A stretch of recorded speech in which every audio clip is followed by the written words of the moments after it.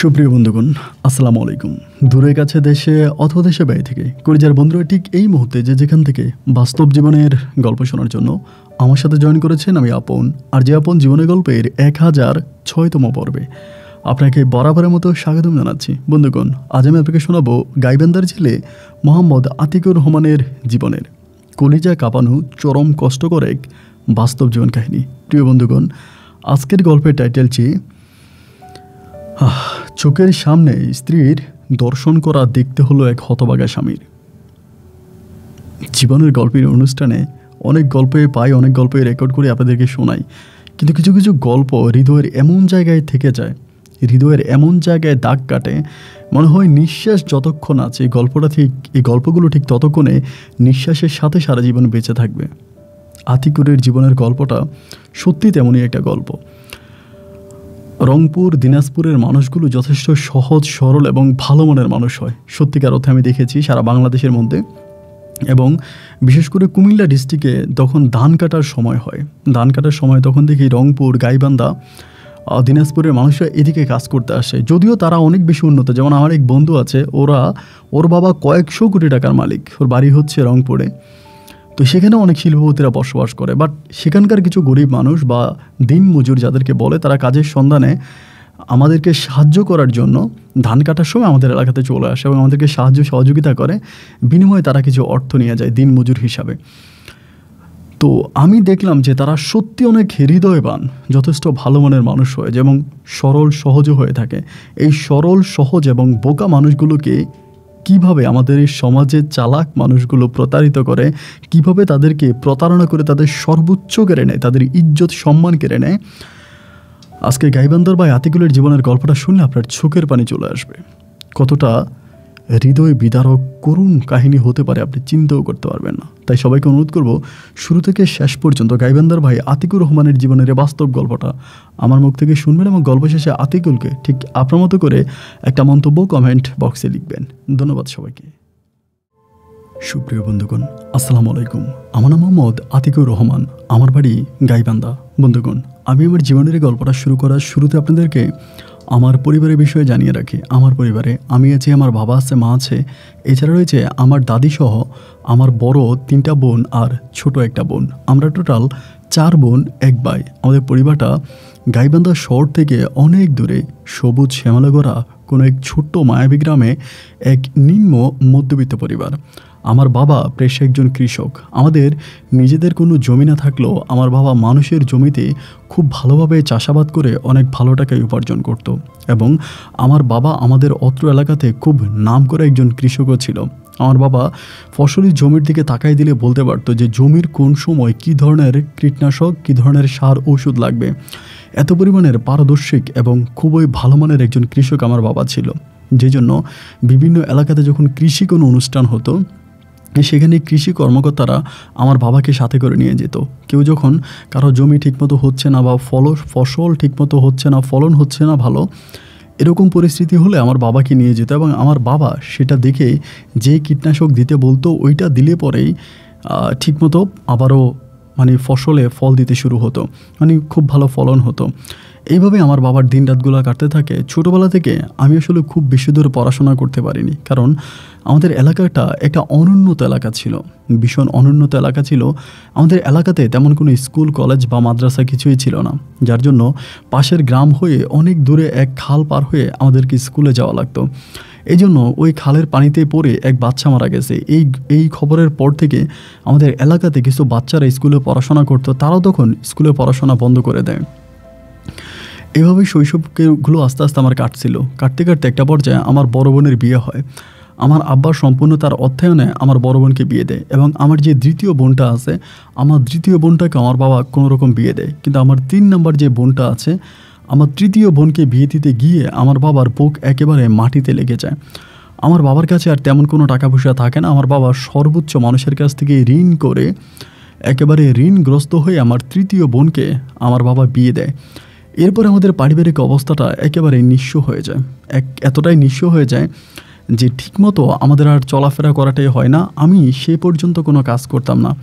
আমার আব্বার সাথে মাঠে ঘাটে টুকিটাকি কাজ করতাম এবং বাকি সময়টা আমি এখানে সেখানে বন্ধুদের সাথে ঘুরে ফিরে সময় কাটাতাম।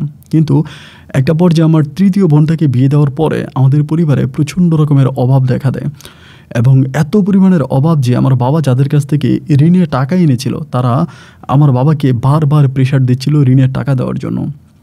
এবং আমাদের এলাকাতে যে মাসিক সমিতি হয়, মানে কিস্তি যেরকম করে কিস্তি উঠানো হয় এরকমভাবে কিস্তি উঠিয়েছে আমার বাবা কিছু টাকা। তো এই জন্য প্রতি সপ্তাহে সমিতির লোকজনে এসে আমার বাবার সাথে দুর্ব্যবহার করে, টাকার জন্য খারাপ ব্যবহার করে। এবং আমার বাবাও তখন খুব ভেঙে পড়ে, আসলে কি করবে। একে তো আমাদের সংসার চলে না ঠিকঠাক মতো, তার উপরে আবার এরকম একটা অবস্থা, 3 বোনকে বিয়ে দিতে গিয়ে আমার আব্বা একেবারে নিঃস্ব হয়ে গেল। পারিবারিক অবস্থা তখন এতটাই খারাপ হয়ে গেল, এতটাই বাজে অবস্থার মধ্যে চলে গেল, এই জিনিসগুলো আসলে আব্বু নিতে পারতেছিল না। এমন করতে করতে আমার আব্বা একটা সময় অনেক অসুস্থ হয়ে পড়ে। আব্বু আর আগের মতো চাষাবাদ করতে পারে না, মাঠে যেতে পারে না। তখন আমাদের পরিস্থিতি এতটাই খারাপ হয়ে যায় যে 3 বেলায় আমরা 1 বেলা খাবার খেতেই কষ্ট হয়ে যায়। আমার বড় দুলাভাই মোটামুটি অনেকটাই ভালো আছে। বড় দুলাভাই সে সময় আমাদেরকে টুকিটাকি টাকা পয়সা দিত, আমার আম্মাকে টাকা পয়সা দিত, তো আমাদেরকে টাকা টুকা দিত, আমরা ভালোভাবে চলতে পারতাম। এরকম করে সময়গুলো কাটতে কাটতে আমার বড় বোনকে অবশ্যই দূরে কোথাও বিয়ে দিইনি, আমাদের পার্শ্ববর্তী গ্রামে বিয়ে দিয়েছিলাম আমার বড় বোনকে। তো হঠাৎ করে আমার বড় বোন আবার ওইখানে একটা বাড়ি আছে, ওদের ওই শিকদার বাড়ি বলে, আমার বড় বোনের শ্বশুর বাড়ি এলাকাতে। তো শিকদার বাড়ি বলে অনেক বড় লোকের একটা বাড়ি আছে, তারা অনেক বড় লোক, মানে আমাদের পুরো থানাতে নয়, মনে হয় গাইবান্ধা পুরো মানে জেলার ভিতরে তাদেরই সবচেয়ে বেশি টাকা পয়সা, অনেক টাকা পয়সার মালিক, তারা অনেক বেশি বড় লোক। তো ওই বাড়িতে আমার বোন মাঝে মাঝে কাজ করতে যাইতো। তো কাজ করতে যেতে যেতে ওই বাড়িতে নাকি একটা মানে মাসিক চুক্তিতে মানে মাসটিয়া একটা কাজের লোক চাচ্ছিল। তো আমার বোন তখন কী করলো, আমার দুলাভাইরে দিয়া আমার খবর দিল যে একটা কাজ করো, তুমি আতিকুলকে বলো আমাদের বাড়িতে আসার জন্য। তো আমি কিন্তু তখনও ভাই এখানে সেখানে কাজ করতাম আর কি, মানে একদিন কাজ করলে 2 দিন বসে থাকতাম, ওরকমভাবে ভালো কাজ পাইতাম না। আর আরেকটা, আমাদের এলাকার যারা আছে তারা হয়তো বুঝবে, আমাদের এলাকাতে মানে ওই সময়টাতে, এখন অনেকটাই উন্নত হয়েছে, কিন্তু ওই সময়টাতে কাজের অবস্থা খুবই খারাপ ছিল। এরকম অনেকে কাজ করতো যে পেট চুক্তি, মানে 3 বেলা খাইতো আর কাজ করতো, কোনো টাকা দিত না, এরকমও কিন্তু অনেক কাজ হইতো। পরে আমার বোন আমার খবর দেয় আমার দুলাভাইয়ের মাধ্যমে। তা দুলাভাই এসে আমারে বলে যে তোমার বোন তোমারে যাইতে বলছে। পরে আপুর বাড়িতে গেলাম, বোনের বাড়িতে যাওয়ার পরে আমার বোন তখন আমারে বলতেছে, ভাই রে এই ঘটনা, শিকদার বাড়িতে তারা কাজের লোক চাচ্ছে, এখন কি তুই শিকদার বাড়িতে কাজ করবি, এখন সেখানে কাজ করলে অনেক ভালো হবে এবং মাস শেষে বেতনটাও পাবি খুব ভালোভাবে। আমি তখন মনে করেন অনেকটা বড় হয়ে গেছি তা কিন্তু না, আমার বয়স তখন প্রায় 15 থেকে 16 বছরের কাছাকাছি এরকম বয়সে। তা আমার বোন আমার যখন বললো, আমি বললাম যে ঠিক আছে সমস্যা নাই, তুমি যদি বলো তাইলে আমি যাব। তো আমার বোন বললো আজকে রাতটা তাহলে আমাদের বাড়িতে থাক, কালকে সকালে আমি তোরে নিয়ে যাবো নি। পরে আপুর সাথে, ভাইয়ের সাথে, দুলাভাইয়ের সাথে রাতটা আমি আমার বোনের বাড়িতে কাটাইলাম। পরের দিন সকালবেলা আমার বোনও সেই বাড়িতে কাজ করে টুকিটাকি, তো আমার বোন আমার নিয়ে গেল। তো ওখানে যে বড় শিকদার আছে, শিকদার সাহেবের কাছে নিল। শিকদার আমার দেখলো, দেখে বললো যে ও তো ভালো আছে, দেখতে শুনতেও ভালো আছে, আমার বাড়িতে থাকবা। তা আমি বললাম যে বাড়িতে কী কাজ? উনি বলে বিভিন্ন ধরনের কাজ আছে, ধরো কোনো সময় আমার বাড়িতে মেহমান আসছে, তুমি পুকুরে গিয়ে মাছ ধরে দিলা, আমার দুধের গাভী আছে, দুধের গাভীর জন্য ঘাস কাটলা, এরপরে আমাদের মাঝে মাঝে বাজারে যেতে হয়, বাজারে গেলা, আমাদের ফল ফ্রুটের বাগান আছে, এগুলো দেখাশোনা করতে হবে। মানে এক কথায় একটা কাজের ছেলে যেভাবে কাজ করে এইভাবে উনি আমাকে কাজের কথা বললো। আমি তখন শিকদার সাহেবকে বললাম যে ঠিক আছে সমস্যা নাই, আমি এগুলো করতে পারবো, কারণ আমি গ্রামেরই ছেলে, এই ধরনের কাজই তো আমি সবসময় করি। তাই আমি বললাম যে আচ্ছা ঠিক আছে সমস্যা নাই, আমি করব। পরে উনি আমাকে ওনার বাড়িতে কাজে রেখে দিল এবং ওনার বাড়িতে কাজে রাখার পরে আমি ওনার বাড়িতে কাজ করতেছি, এখানে সেখানে বিভিন্ন জায়গায় যাচ্ছি, কাজ করতেছি। মোটামুটি ওনাদের সাথে আমার একটা ভালো সম্পর্ক হয়ে গেল। মাস শেষে আমাকে বেতনও দিয়ে দিচ্ছে, পরিবারের জন্য আমি টাকাও পাঠাচ্ছি। আমার পারিবারিক অবস্থাটা তখন অনেকটা ভালো হয়ে গেল। প্রায় 1 বছর ধরে শিকদার বাড়িতে কাজ করার পরে আমার দাদিমণি মারা গেল এবং দাদি মারা যাওয়াতে আমি খুবই মর্মাহত হলাম, অনেক কষ্টও পেলাম। শিকদার বাড়িতে একটা মেয়ে আছে যার বয়স হয়তো 13 থেকে 14 বছর হবে, মেয়েটার নাম হচ্ছে শিশির, এবং ওই শিশির মেয়েটাও শিকদার বাড়িতে কাজ করতো। আমি শুনেছিলাম এই মেয়েটা নাকি খ্রিস্টান ধর্মাবলম্বী একটা মেয়ে ছিল, মানে খ্রিস্টানের কোনো মেয়ে ছিল। তো শিকদার বাড়িতে তো ঢাকাতে ওদের অনেক ব্যবসা বাণিজ্য আছে, বাড়ি গাড়ি আছে, তো ঢাকা থেকে তারা ওই মেয়েটাকে তাদের বাড়িতে নিয়ে আসে। তো মেয়েটা তখন থেকে ওই বাড়িতেই থাকে, মানে শিকদার বাড়িতেই থাকে। আর এই মেয়েটা কিছুটা বোবা প্রকৃতির, মানে বোবা বলতে কি ওই ঠিকমতো কথা বলতে পারে না, মানে কথা বলতে গেলে কথা আটকায় যায় এবং কথা কেমন জানি জড়িয়ে হয়ে যায়, মানে মানে ক্লিয়ারলি মুখ থেকে কথা বেরোয় না, এরকম একটু প্রতিবন্ধী টাইপের। কিন্তু এই মেয়েটা খুবই ভালো ছিল, আমার জন্য রান্নাবান্না করতো, আমারে খুব যত্ন করতো, খাবার দাবার করাইতো আমারে। মোটামুটি আমার প্রতি এই মেয়েটার অনেক টান ভালোবাসা ছিল, অত্যন্ত টান ভালোবাসা ছিল। সব কিছু মিলিয়ে সময়গুলো আমার খুব ভালোভাবেই কাটতেছিল আলহামদুলিল্লাহ শিকদার বাড়িতে।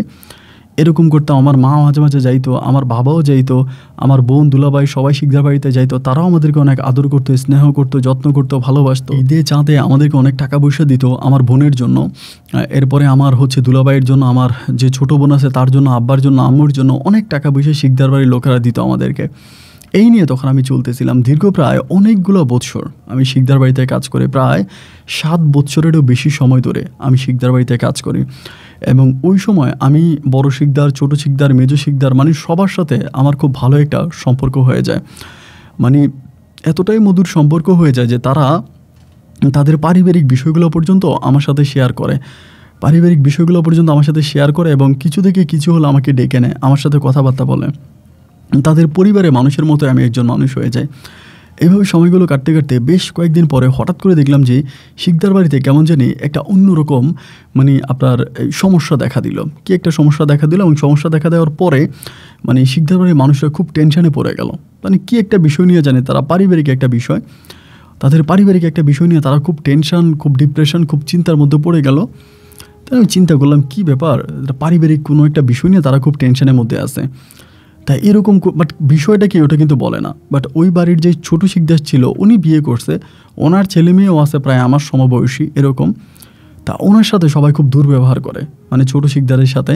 তার ছোটো শিকদার কিন্তু একটু খারাপ প্রকৃতির মানুষ ছিল, মানে জুয়া টুয়া খেলতো, নেশাপানি করতো, একটু ভালো ছিল না আর কি। শিকদার বাড়ির মধ্যে ওই ছোটো শিকদার সবচেয়ে বেশি খারাপ ছিল, মানে ভীষণ খারাপ চরিত্রের একজন মানুষ। তো আমি সেই সময়টাতে শিওর ছিলাম যে ছোটো শিকদার কোনো না কোনো একটা অঘটন ঘটাই ফেলছে, এবং অঘটন ঘটানোর কারণে মনে হয় কিছু না কিছু একটা ঘটনা সেদিন ঘটে গেছে, এরকম একটা বিষয় মনে হলো। মনে হবার পরে ওই শিকদার বাড়িতে আরেকটা কাজের মহিলা আছে, ওই মহিলাটাও মোটামুটি ধরেন আপনার ওই বাড়িতে অনেক বছর ধরে, আমারও আগ থেকে ওই বাড়িতে কাজ করে।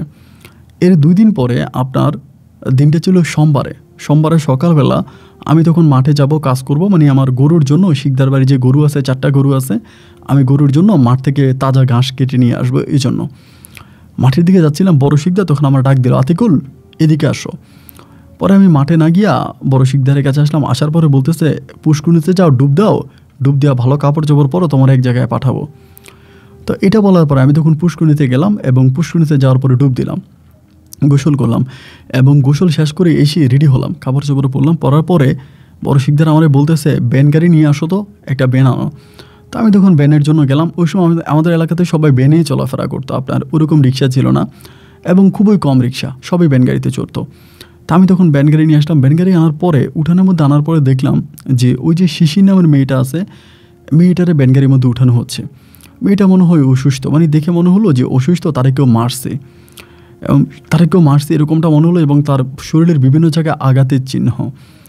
এটা দেখার পরে আমি তখন মানে একটু অবাক হয়ে গেলাম যে শিকদার বাড়ির মধ্যে কি হয় এটা তো আর বাইরে থেকে বোঝা যায় না, কারণ তাদের বাড়িটা বিশাল রাজপ্রাসাদের মতো, এত বড় বাড়ির ভিতরে কি হচ্ছে না হচ্ছে আপনি বাইরে থেকে কোনোভাবেই বুঝতে পারবেন না।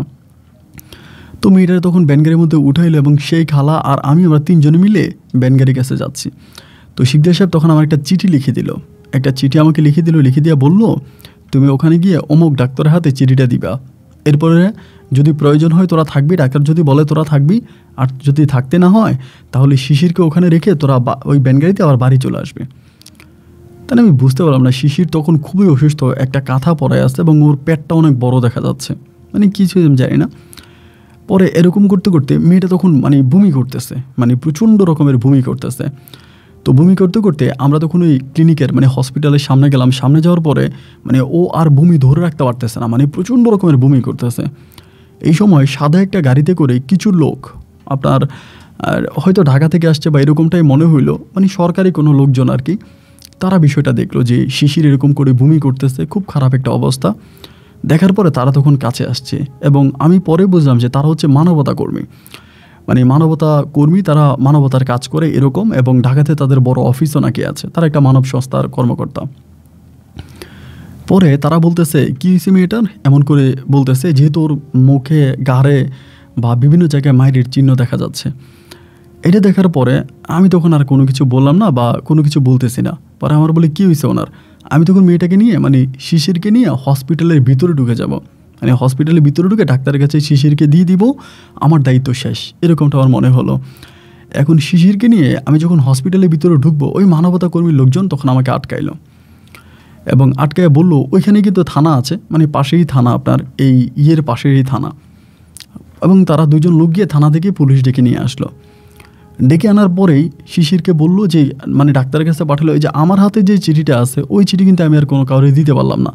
মানে এখানের মধ্যে একটা বড় ধরনের ঝামেলা হয়ে গেল। মানবতা কর্মীর লোকজন চলে আসলো এবং থানা থেকে দুজন পুলিশ ডেকে নিয়ে চলে আসলো।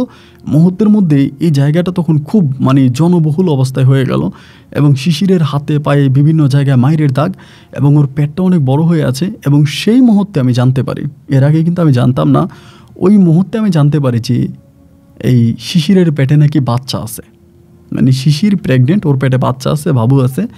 তো এখন এই শিশিরের পেটে বাবু আসলো কোত্থেকে, মানে এটাও তো বুঝতে পারলাম না। ওর তো বিয়ে হয় নাই, আরে মেয়েটা অনেক ছোট, অনেকটাই ছোট, বয়স অনুপাতে কিন্তু অনেক বড় সড়ো হয়ে যায় না, অনেকটা ছোট। পরে আমারে জিজ্ঞেস করলো যে এই মেয়ের বাড়ি কোথায় বা কী। পরে আমি বললাম যে আমি শিকদার বাড়িতে কাজ করি। একইভাবে ওই মানবতা কর্মীরা তখন আমার হাত থেকে চিঠিটা নিয়ে গেল, আমার চিঠিটা হাতে ছিল, এটা নিয়ে তারা তখন চিঠিটা পড়লো। পড়ার পরে তখন কী করলো, ওই শিশিরকে হসপিটালে ভর্তি করালো, মানে ওই হসপিটালে শিশিরকে ভর্তি করালো। এবং তারা তখন পুলিশের ভ্যানে করে আমাকে, আবার আমির সাথে যে খালা গেছে, কাজের মেয়ে, কাজের মহিলা, ওই খালা সহ মানবতা কর্মীর সাথে পুলিশ তখন আসলো হচ্ছে আপনার শিকদার বাড়িতে। শিকদার বাড়িতে আসার পরও তো মানে সবাই অনেক অবাক, কী ব্যাপার শিকদার বাড়িতে পুলিশ আসছে। আমি আজকে এত বছর শিকদার বাড়িতে, কিন্তু কোনো দিন শিকদার বাড়িতে পুলিশ আসে না, মানে কখনোই পুলিশ আসে না, এই প্রথম। আসার পরেই শিকদার সাহেবকে উঠানের মধ্যে ডাকা হলো, ডাকে বলল যে শিশিরকে আপনি চিনেন? বলে হ্যাঁ, ও তো আমার ঘরে কাজ করে, আমার কাজের মেয়ে। বললো মেয়েটার উপরে আপনার অমানসিকভাবে নির্যাতন করেছেন, মেয়েটার গায়ে হাত তুলেছেন, এবং আমরা এও জানলাম যে মেয়েটা প্রেগনেন্ট, মেয়েটা বোবা, ঠিকমতো কথা বলতে পারে না, মানসিক প্রতিবন্ধী, তার পেটে বাচ্চা আছে। এই শিশিরকে আপনারা কার কাছে বিয়ে দিয়েছেন, মানে শিশিরের হাজব্যান্ডকে? শিকদার সাহেব তখন কোনো কথা বলে না, নিচের দিকে তাকায় আছে। একদিকে মানবতা কর্মীরা প্রশ্ন করতেছে, আবার অন্যদিকে পুলিশেও মানে শিকদার সাহেবকে প্রশ্ন করতেছে, মানে বড় শিকদারকে, ওনার বয়স হয়েছে, বয়স্ক মানুষ, ওনারা প্রশ্ন করতেছে যে মেয়ের পেটে যে বাচ্চা আছে, এই বাচ্চার বাবাকে বা মেয়েকে কোথায় বিয়ে দিয়েছেন, এবং মেয়েকে মারা হলো কেন এভাবে, মেয়েটা তো প্রতিবন্ধী, তাকে মারলো কেন? শিকদার সাহেব কোনো প্রশ্নের জবাব দেয় না, জবাব না দিয়ে পুলিশকে ডাক দিল ভিতরে। পুলিশের সাথে শিকদার সাহেবের কী কথা হলো জানি না, এবং পুলিশ আসার পরে মানবতা কর্মীদেরকে বললো যে আপনারা ওনাকে একদিনের সময় দেন, উনি কালকে আপনাদেরকে সব প্রশ্নের জবাব দিবে, জাস্ট একটা রাতের সময় দেন ওনাকে, পরের দিন আপনাদেরকে সব প্রশ্নের উত্তর উনি দিয়ে দিবে। এই কথা বলার পরে সে মানবতা কর্মীরাও তো ধরেন একটা ইস্যু পাইছে, তারা তো এরকম ইস্যুই খুঁজে বেড়ায়, তারাও তখন আর বললো যে ঠিক আছে, আমরা কালকে আপনাদের সাথে আবারও আসবো এবং এই বিষয়টা নিয়ে আমরা কাজ করব, যে কেন এটা হলো এইটা আমরা পরিপূর্ণভাবে কাজ করব। এবং মানবতা কর্মীরা ওই সময় কী করলো, শিশিরের সাথে গিয়ে হসপিটালে শিশিরকে টেক কেয়ার করতে শুরু করলো, তাদের সংস্থার মাধ্যমে ওর সেবা যত্ন করতে শুরু করলো, এবং পেটের বাচ্চা যাতে ঠিক থাকে এই জন্য তারা বিভিন্ন ধরনের মানে তক্ত তালাশ নিতে শুরু করলো। এবং চিঠির মধ্যে বড় শিকদার যেটা লিখে দিল যে শিশিরের পেটের বাচ্চাটাকে মানে অ্যাভারেশন করতে হবে, বাচ্চা নষ্ট করে ফেলতে হবে এরকম, এবং ওর যে বাচ্চাটা যত বড় হয়ে গেছে ওই সময় আসলে পেটের বাচ্চা নষ্ট করাও পসিবল না, মানে ওই মানবতা কর্মীরা বলতেছে। যাই হোক, রাতের বেলায় তখন পুরো আপনার মানে শিকদার বাড়িতে পুরো মনে হয় আগুনের মতো জ্বলতেছে, পুরো শিকদার বাড়ির কারো চোখে ঘুম নাই, সবাই টেনশন, ডিপ্রেশন, মানে কি বলবে। সকালবেলা আবার মানবতা কর্মীরা আসবে, পুলিশ আসবে। এখন এই বাচ্চার বাবাকে, এটা আমিও জানি না, মানে কোত্থেকে শিশির বাচ্চা নিল এবং শিশিরকে মারা হলো, মানে কেন এই ধরনের কাহিনীগুলো হলো, কি কারণে হলো, এর কোনো সঠিক উত্তর আমার কাছে নেই। আমি নিজেও জানি না এগুলো হচ্ছিল কেন। রাত্র প্রায় 1টার দিকে আমি তখন গোয়ালঘরের পাশে একটা ঘর আছে আপনার সেমি পাকা, ওই ঘরের মধ্যে শুয়ে আছি। বড় শিকদার গিয়ে আমরা ডাকতেছে যে আতিকুল উঠে আসো, তোমার সাথে কথা আছে, ডাক দিছে। এরপরে আমি উঠছি, উঠার পরে আমারে বলতেছে যে ভিতরে আসো, মানে ওদের ওই শিকদার বাড়ির ভিতরে। দেখেন আমি এত বছর চাকরি করি, মনে হয় 2 থেকে 3 বার আমি ওই বাড়ির ভিতরে ঢোকার সুযোগ পাইছি দিনের বেলায়, তাও ওই বাড়ির মধ্যে আমি ঢুকতে পারতাম না, কিন্তু এই গভীর রাতে তারা আমার বাড়ির মধ্যে ঢুকাইলো।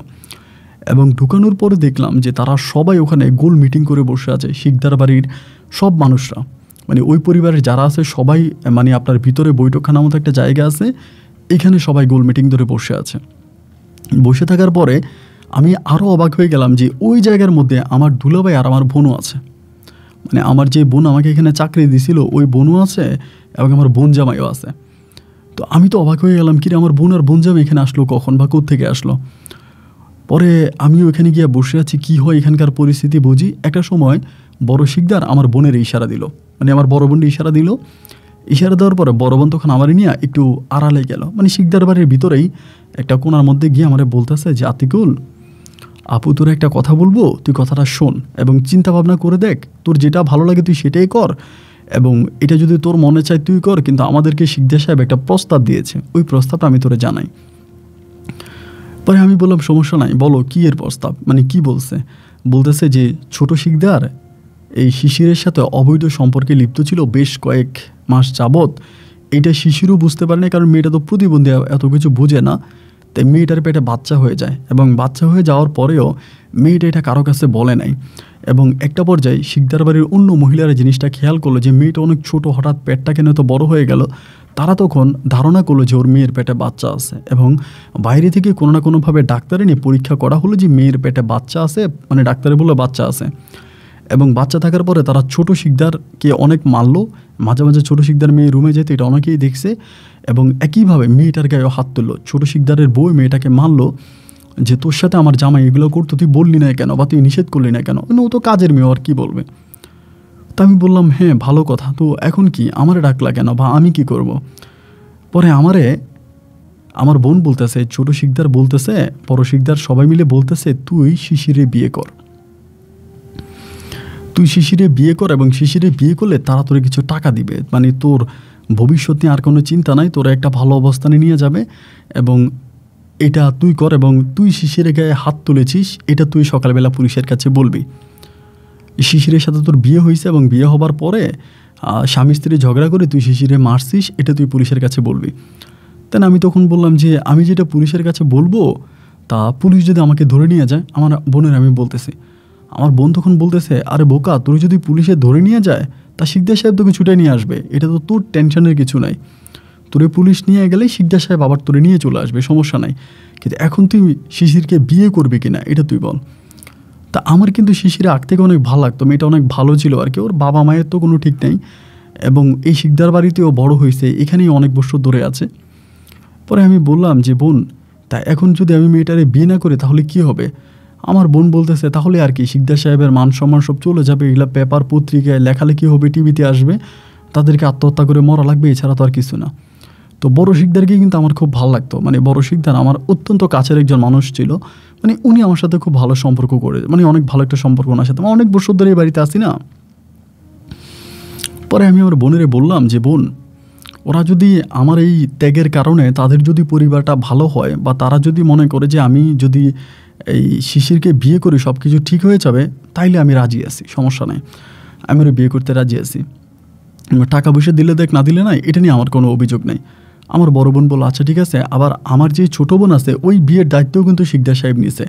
এখন তো আমাদের পারিবারিক অবস্থা ভালো না, আমার ছোটো বোনকে বিয়ে দিতে পারতেছি না। শিকদার সাহেব বলছে যে উনি ওনার খরচে আমার ছোটো বোনের বিয়েটাও দিয়ে দিবে। যাই হোক আমি রাজি হইলাম। রাজি হওয়ার পর আমার বাড়ির ভিতরে ঢুকালো, এবং ঢুকানোর পরে শিকদার সাহেব আমাকে সব কিছু বুঝাই বলল যে আমি সকালবেলা তোরে থানায় নিয়ে যাব, থানায় নিয়ে যাওয়ার পরে তুই সব কিছু স্বীকার করবি, তুই বলবি যে ওর সাথে তোর আজ থেকে অনেক বছর আগে বিয়ে হয়েছে, এবং বিয়ে হওয়ার পরে স্বামী স্ত্রীর একটা কলহর বা ঝগড়া লেগে তুই ওর গায়ে হাত তুলছিস, তো পেটের বাবুটা মনে হয় মরে গেছে, এটা মনে করে বাবুটাকে অপারেশন করার জন্য তুই নিয়ে গেছিস, এটা তুই বলবি। আর বাকিটা তো পুলিশের সাথে আমার সব কিছু কথা বলা আছেই। তা আমি পরে বললাম যে আচ্ছা ঠিক আছে। পরে রাত 2টার দিকে আমি আমার বোনের বাড়িতে চলে গেছি, আমার বোন জামাই আমাকে নিয়ে গেছে।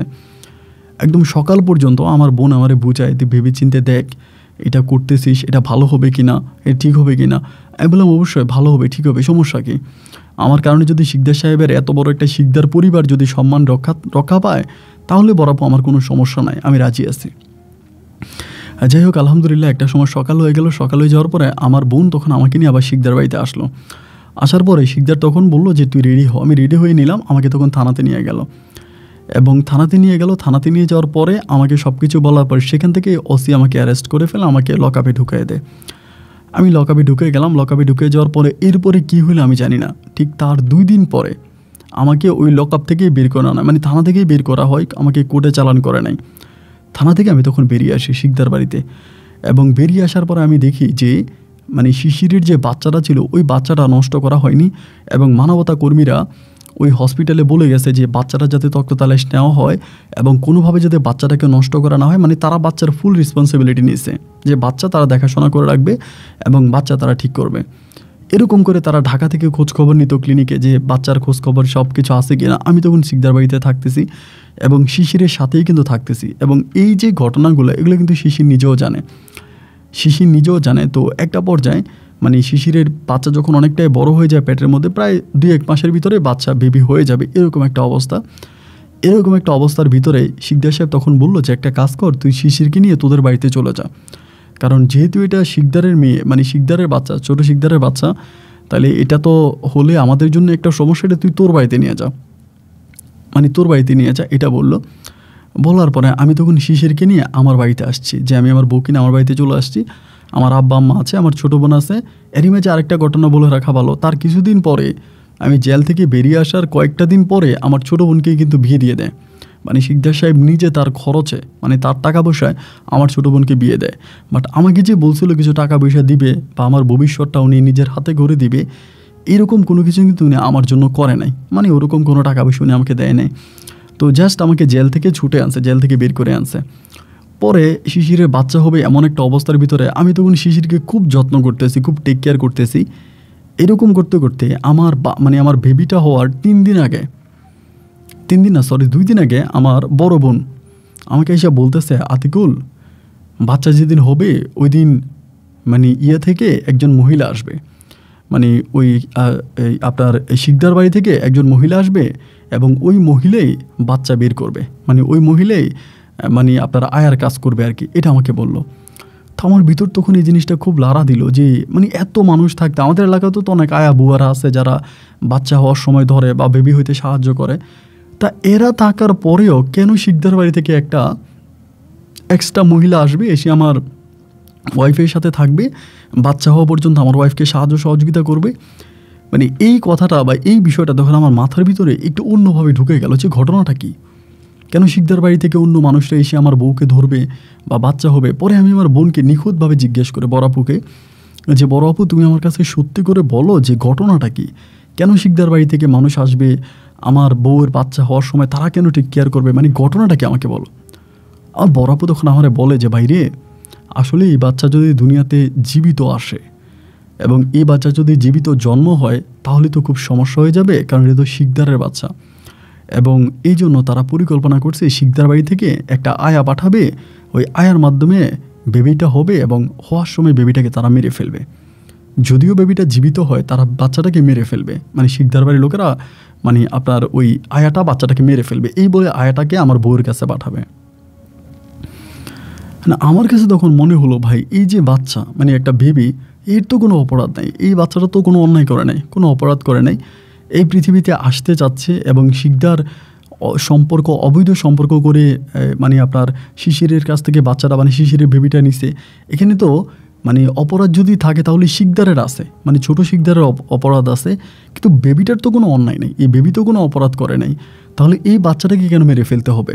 এই জিনিসটা তখন আমার মাথার মধ্যে আসলো যে না, আমি বাচ্চাটা মারতে দিব না, মানে এই বাচ্চাটারে আমি মারতে দিব না। মানে আমার ভিতরে এটা মনে হলো যে না, এই বেবিটা মরে যাক, এটা আমি চাই না, মানে এই বেবিটাকে আমি মরতে দিব না। এরকম একটা প্ল্যানিং আমার মাথায় আসলো। এরকম একটা প্ল্যানিং আসার পরে আমি তখন আমার বউরে বিষয়টা মোটামুটি জানাইলাম, মানে শিশিরকে জানালাম। শিশির তখনও আসলে মানে খুব ক্লিয়ারলি কথা বলতে পারে না, মাঝে মাঝে টুকিটাকি আপনার একটু অ্যাউ করে কথা বলে, ওভাবে ক্লিয়ারলি বলতে পারে না। ওকে যখন আমি পুরোটা বিষয় জানাইলাম যে শিশির এই ঘটনা, শিকদার বাড়ি থেকে তারা এরকম প্ল্যানিং করছে, মানে শিশির তখন পুরো কান্নায় ভেঙে পড়ছে, মানে কান্না করতেছে, অঝরে কান্না করতেছে যে ওর বাচ্চাটারে বাঁচানোর জন্য, মানে আমার বেবিটারে বাঁচাও এরকম করে। তো ভাই বিশ্বাস করবেন কি না, ওর বাচ্চাটা একদিন পরে হবে, মানে যেদিন হবে তার আগের দিন রাতে আমি আমার বউয়ের কাঁধে করে একটা খাল পার হয়ে গুটগুটে রাতের অন্ধকারে আমার এক দুঃসম্পর্কের খালার বাড়িতে চলে গেছি। এই রাতের স্মৃতি আমি আমার জীবনে কখনোই ভুলবো না। আমার বাচ্চা সহ আমার বউয়ের পেটে যে বাচ্চা আছে, ওই বাচ্চা সহ আমার বউকে আমি কাঁধে নিয়ে আপনার এই খাল পার হয়েছি রাতে। মানে খালের প্রচুর স্রোত ছিল, মানে এতটাই স্রোত যে আমাকে নিয়ে চলে যাবে মনে হয়। আমি মনে করি এই বুঝি আমাদেরকে নিয়ে চলে গেল, এই বুঝি আমরা খালে বেশি চলে গেলাম।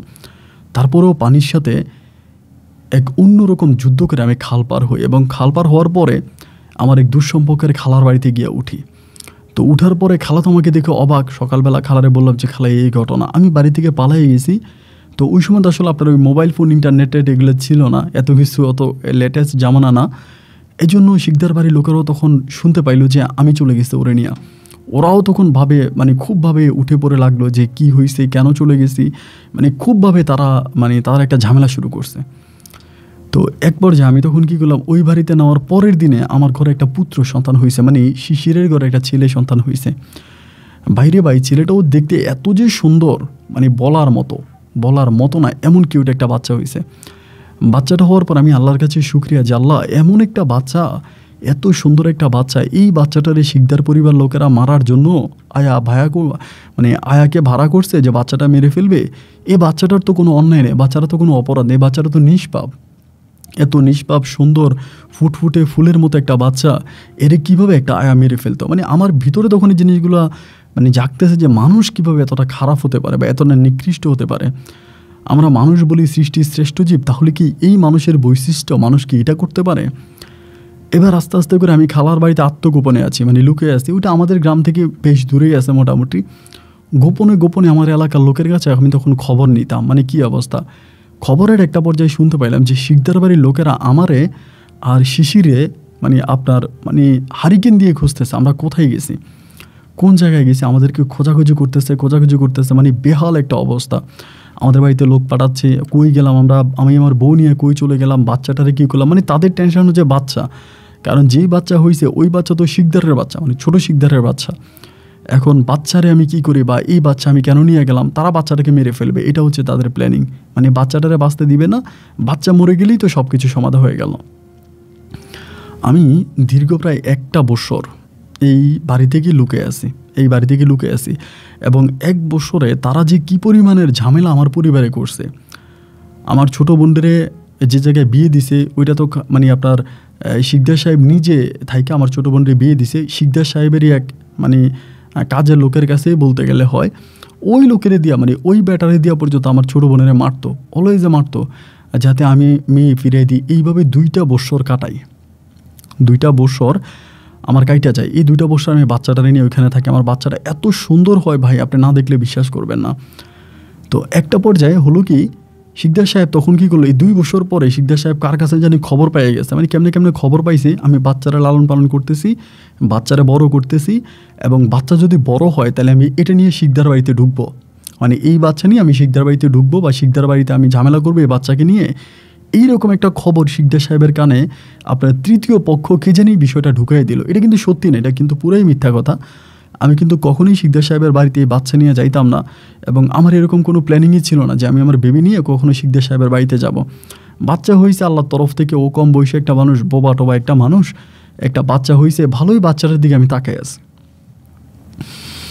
আর তো কিছু না, অতটুকুই, এইটাই বাইরে ভাই। এরপরে হইল কি, এই শিকদার সাহেব হঠাৎ করে আমার ছোটো বোনটারে যে জায়গায় বিয়ে দিছে ওইখানে তো শিকদার সাহেবের লোকেরা বা শিকদার সাহেব এবং আমার ওই ছোটো বোন জামাই, তারা আমার বোনটার উপরে খুব নির্যাতন করেছে। নির্যাতনের একটা পর্যায়ে তারা হঠাৎ করে আমার বোনটারে নিয়ে গুম করে ফেলছে, আমার বোনটারে লুকিয়ে ফেলছে। এবং তারা খবর পাইছে যে আমার আব্বা আম্মার সাথে আমার গোপনে যোগাযোগ আছে। আমার আব্বা আম্মারে প্রেশার দিছে যে তোমার ছেলেরে খুঁজে আনো। আমার বোন কই গেছে তারা বলতে পারে না, শিকদার পরিবারে তারাও জানে না যে আমার বোন কই গেছে। তো আমি ওই সময় আপনার আইনের আশ্রয় নিব, কিন্তু দেখা গেল যে আইন তো আর ওভাবে আমাকে হেল্প করবে না, সাহায্য করবে না। কারণ বুঝিনি তো আইনের কী অবস্থা, আমাদের তো টাকা পয়সাও নাই, শিকদার সাহেব যা বলবে তাই হবে। পরে আমি তখন 2 বছর পরে বাধ্য হয়ে, আমার বউ না, ও এটা কখনোই করবে না, বাচ্চা দিবে না, বাচ্চা দিলে তারা আমার বোনরে ছেড়ে দিবে। এরকম একটা গোপন মাধ্যমে আমরা খবর পাইলাম যে আমরা যদি বাচ্চাটা দিয়ে দিই তাহলে আমার বোনকে তারা ছেড়ে দেবে, অন্যথা আমার বোনকে মেরে ফেলবে, দর্শন করে আমার বোনকে মেরে ফেলবে। এরকম একটা প্ল্যানিং শিকদার বাড়ির লোকেরা নিয়ে নিছে যে আমার বোনকে মেরে ফেলবে। পরে ভাই আমি বাধ্য হয়ে কোনোভাবে আমার বউ আমার বাচ্চারে দিবে না, বাচ্চারে দিবেই না। একদিন রাতের বেলায়, আমার বউ যখন বাচ্চা নিয়ে ঘুমাইতেছে, সেই রাতের বেলায় আমি আমার বাচ্চারে নিয়ে আমার বউয়ের কোল থেকে, আমার বউ জড়াই ধরে ঘুমিয়ে আসে, ওইখান থেকে আমি আমার বাচ্চাটারে নিয়ে আসছি। এবং একইভাবে আজ থেকে 2-2.5 বছর আগে যেরকম খাল পাট দিয়ে আমি আমার বউরে নিয়ে গেছিলাম, এইভাবে আমি দুধ মাত্র ছাড়া হয়েছে, দুধের বাচ্চা একরকম, ওই বাচ্চাটারে মাথায় করে আমি খাল পার হয়ে রাতের বেলায় আমার মায়ের হাতে দিছি যে মা, আমি শিকদার সাহেবের সামনে বাড়িতে যাব না বা শিকদার সাহেবের সামনে পড়বো না, তুমি বাচ্চাটারে নিয়ে যাও এবং বাচ্চাটারে নিয়ে তুমি যেভাবেই পারো আমার বোনেরে তুমি রক্ষা করো। মায়ের হাতে আমি তখন বাচ্চাটা দিয়ে দিলাম। মায়ের হাতে বাচ্চাটা দিয়ে সে রাতের মধ্যে আমি আবার আমার খালার বাড়িতে এসে পৌঁছাইলাম। আস্তে আস্তে সকাল হয়ে গেল এবং আসার পরে দেখি বাড়ির মধ্যে চিৎকার চেঁচামেচি, আমার বউ চিৎকার করতেছে আমার বাচ্চা কই, আমার বাচ্চা কই, এবং খালাও আমারে বলতেছে এর একটা ঝামেলা হয়ে যেতে পারে, তোর বউ যেমনি চিল্লি করে এই জিনিসটা জানাজানি হয়ে যাবে, তোরা এখানে আসিস তাহলে আরও বিপদে পড়বি। ওই দিন সকালবেলা ভোরে আমি তখন আমার বউয়ের বোরকা পরাইয়া এই আমার খালার বাড়ি থেকে তখন আমি আপনার গাইবান্ধা শহরের দিকে রওনা দিয়েছি, গাইবান্ধা শহরে চলে যাব। এবং গাইবান্ধা শহরে গিয়ে পৌঁছানোর পরে আমি দেখলাম যে না, এখানেও আমার বউর অবস্থা খুব কান্নাকাটি করে, কোনোভাবেই যদি আপনার শিকদার আমাদের কোনো খবর পায় মানে আমারও মেরে ফেলবে, ওরও মেরে ফেলবে, কারণ শিকদার খুবই রেগে আছে আমাদের উপরে, কেন আমরা এই কাজটা করলাম। পরে শেষ পর্যন্ত আমি আমার বউরে নিয়ে পালাইয়েই চলে গেছি, মানে বউকে নিয়ে আমি চলে গেছি আপনার গাইবান্ধা থেকে ঢাকাতে চলে গেছি। আমি কিন্তু ওই সময় ঢাকাতে কোনো কিছুই চিনি না বা কিছুই জানি না, আমি এই প্রথম ঢাকা শহরে যাই। আর এদিক দিয়ে আমার মানে আমি তো বাচ্চা আমার মায়ের কাছে দিয়ে চলে আসছি, এখন আমার মা বাচ্চারে কী করলো বা বাচ্চারে দিয়ে আদৌ আমার বোনকে ছুটে দিতে পারছে কিনা, আমার বোন ফিরে আসছে কিনা, এই সমস্ত কোনো খোঁজখবর কিন্তু আমার কাছে নাই, মানে কোনো নিউজে আমি জানি না। আমি শুধু এতটুকু গাইবান্ধা থেকে আমার বউরে নিয়ে আমি তখন ঢাকায় চলে গেছি। ঢাকায় গিয়া কমলাপুর রেল স্টেশনে মনে আছে আমার, আমি কমলাপুর রেল স্টেশন এখন কিন্তু অনেক উন্নত, মানে ওই সময় এতটা উন্নত ছিল না, আপনার এতটাই ভালো অবস্থানে ছিল না। এই কমলাপুর রেল স্টেশনে গিয়ে পুলিশের আশ্রয় নিলাম, যেই আপনার যে পুলিশ আছে, রেলওয়ের যে পুলিশ আছে, রেলওয়ের পুলিশের আশ্রয় নিলাম। এবং রেলওয়ের পুলিশের আশ্রয় নেওয়ার পরে রেলওয়ের পুলিশ তখন আমাদেরকে একটু প্রোটেকশন দিল, যে আমাদেরকে রাখার মতো একটা ব্যবস্থা দিল। আমরা তখন ওইখানে কোনোভাবে ছিলাম। পরের দিনে আমি তখন কাজের সন্ধানে বেরোলাম যে কোথায় কাজ পাওয়া যায়। তা আমি তো ভাই গ্রামের মানুষ, শহরে তো কখনোই থাকি নাই, এরকম করে আবার আমি রিক্সা চালাইতে পারতাম, এটা আমি বলতে ভুলে গেছি।